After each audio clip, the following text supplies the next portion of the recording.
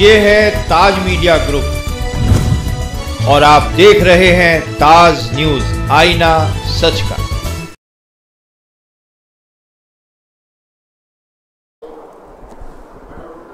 हाँ,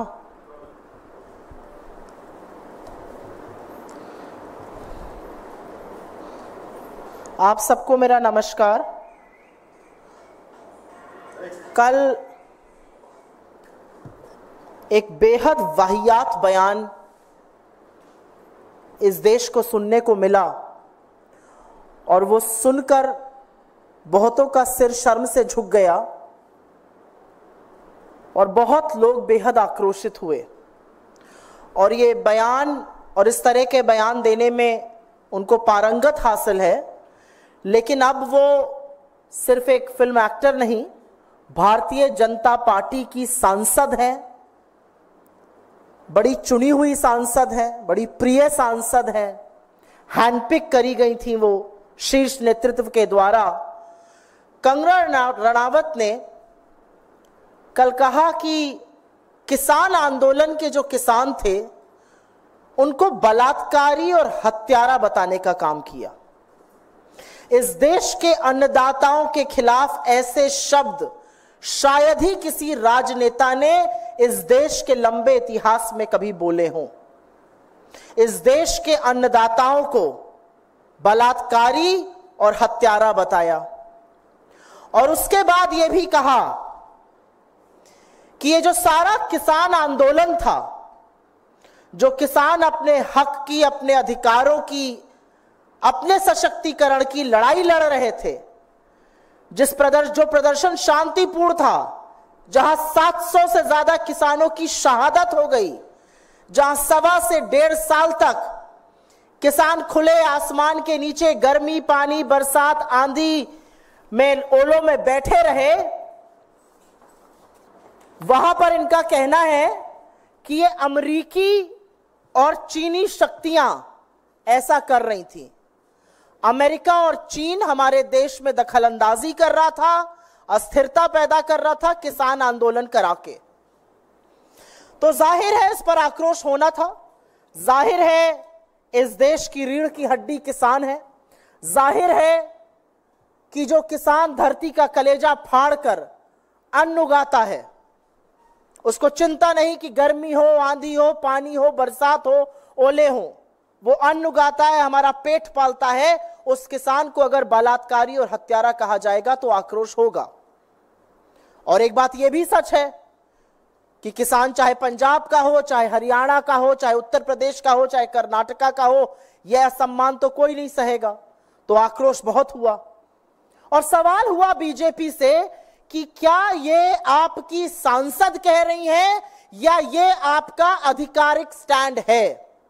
क्या आप भी आंदोलन करने वाले किसानों को, हक के लिए लड़ने वाले किसानों को हत्यारा और बलात्कारी बताते हैं? क्या यह आपकी सरकार का मत है? क्या यह आपका मत है? अपना स्टैंड क्लियर कीजिए। तो आज एक रेयर मूव में, क्योंकि हरियाणा का चुनाव भी पास में है और आगामी हार तो ऐसी है कि चुनाव टालने की मांग हो रही है। पता है कि 240 पर लाकर देश के मजदूर और किसानों ने सबक सिखाया है, अभी हरियाणा बिस्तर बोरिया बंधवाने वाला है।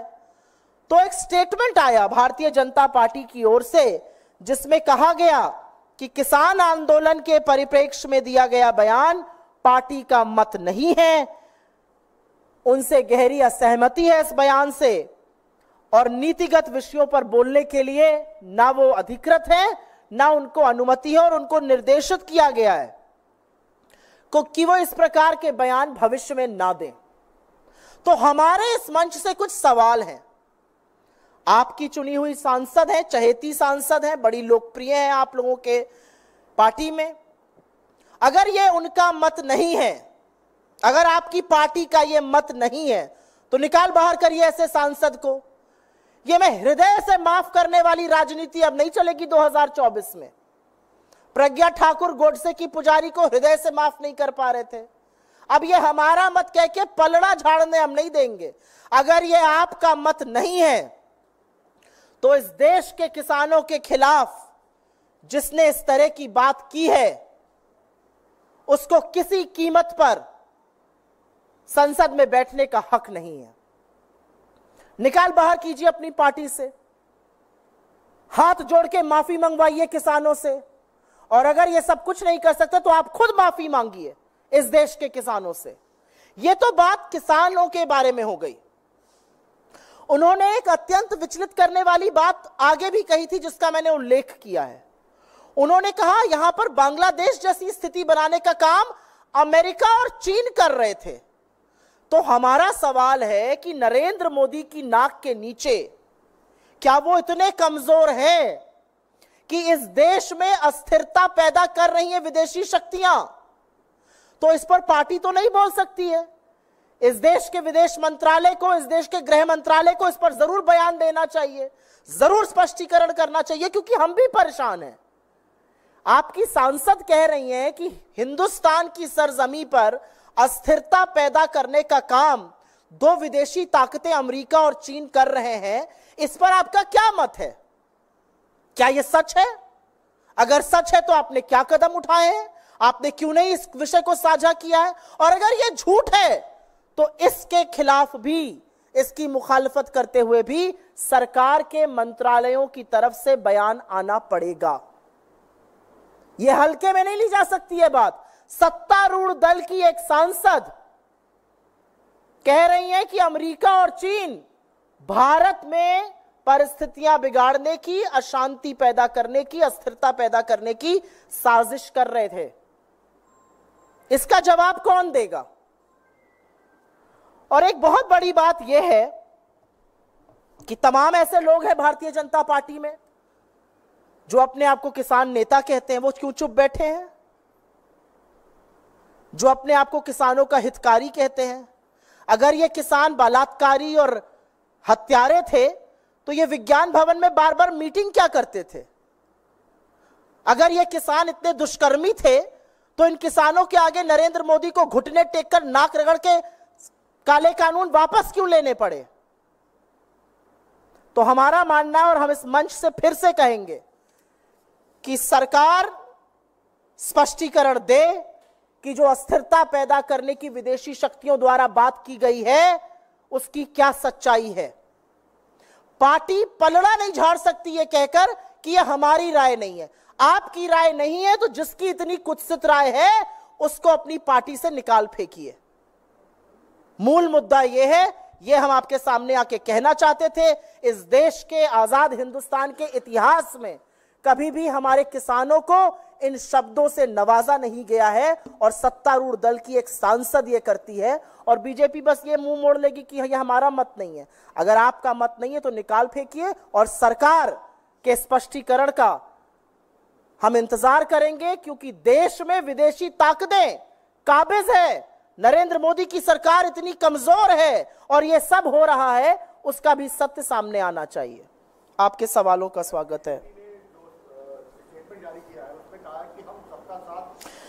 जी हाँ, ये बहुत उसके बाद ही योगी आदित्यनाथ ने जो बयान दिया है आज की बटेंगे तो कटेंगे, बांग्लादेश जैसा हाल हो जाएगा, इसलिए एक रहें, नेक रहें, सुरक्षित रहें। मैं आप लोगों के सामने एक बात बोलना चाहती हूं।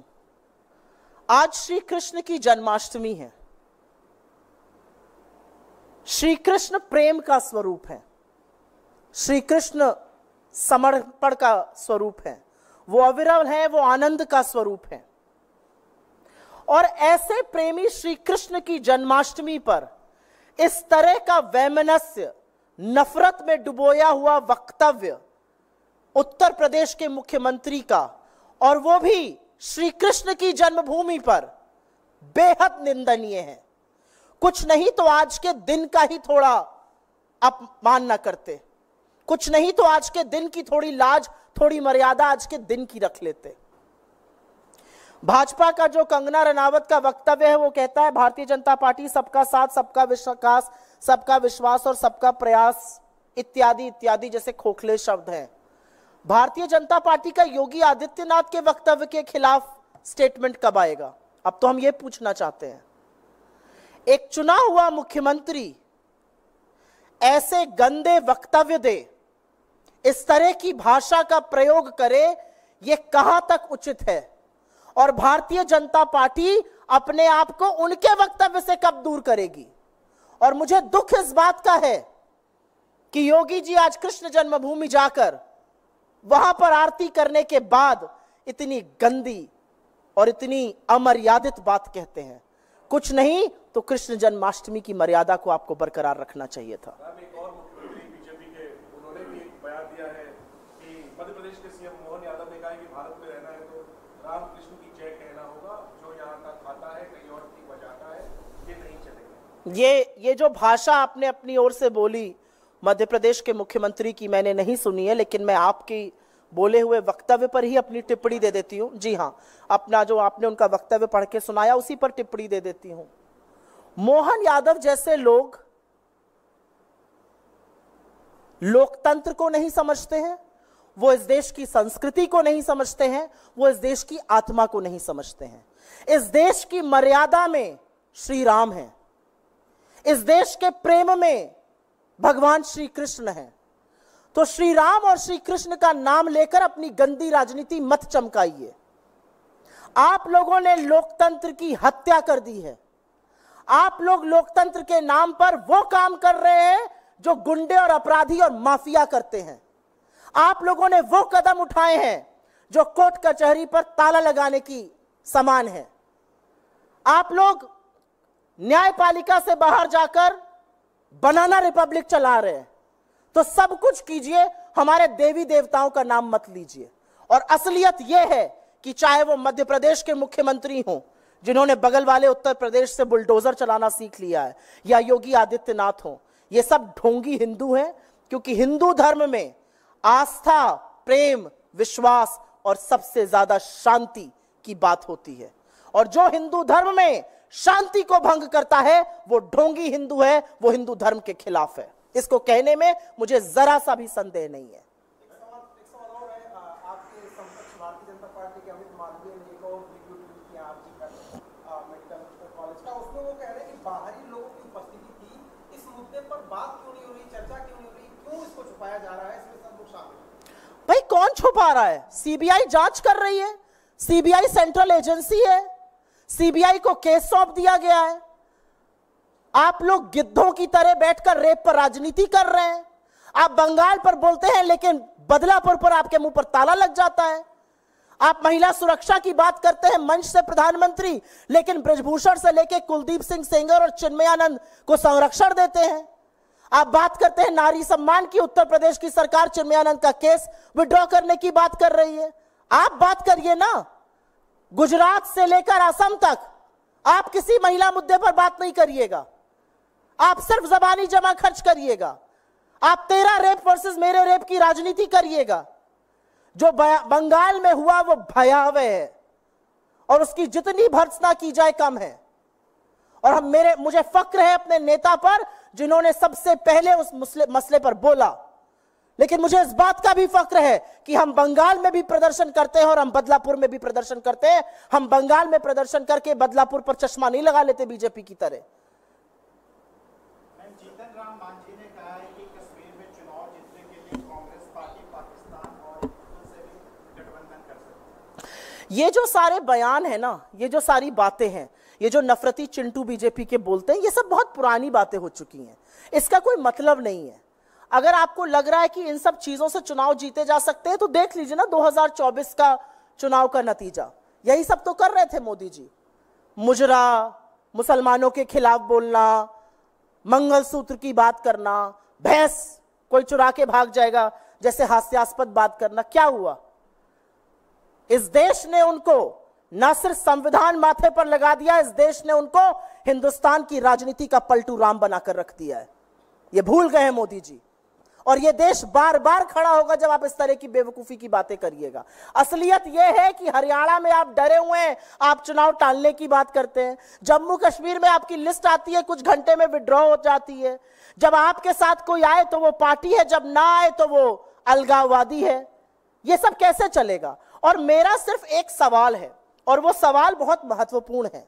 मेरा सिर्फ ये सवाल है कि कश्मीर की बात नरेंद्र मोदी, अमित शाह या भारतीय जनता पार्टी का कोई भी व्यक्ति तब करे जब वो दो सवालों का जवाब दे। आप तो बड़ा राग अलापते थे, क्या हो गया? बारामूला से लेके अनंतनाग, राजौरी और श्रीनगर में चुनाव क्यों नहीं लड़ पाए? काहे भाग गए? पहला सवाल। और दूसरा सवाल, पिछले 78 दिन में 19 आतंकी हमले हुए हैं जम्मू कश्मीर में, हमारे 19 जाबाजों की शहादत हुई है।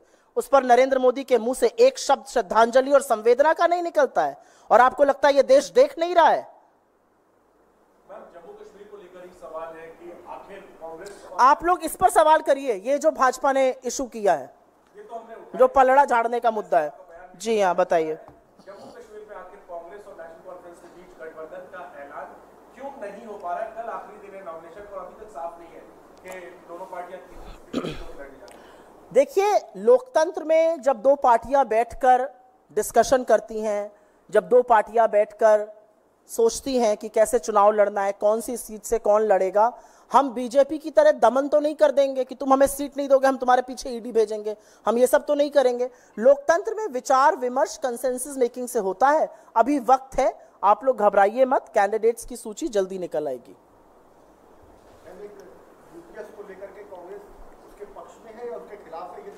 मुझे लगता है ये तस्वीर बिल्कुल हमारे अध्यक्ष श्री खरगे जी ने साफ कर दी है।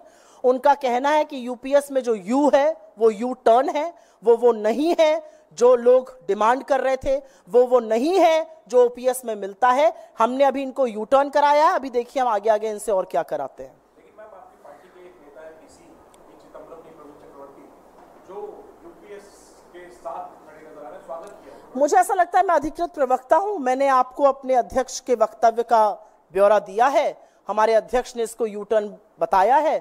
उसके आगे मैं किसी और के बयान पर टिप्पणी करूं, मुझे नहीं लगता वो ठीक होगा। धन्यवाद।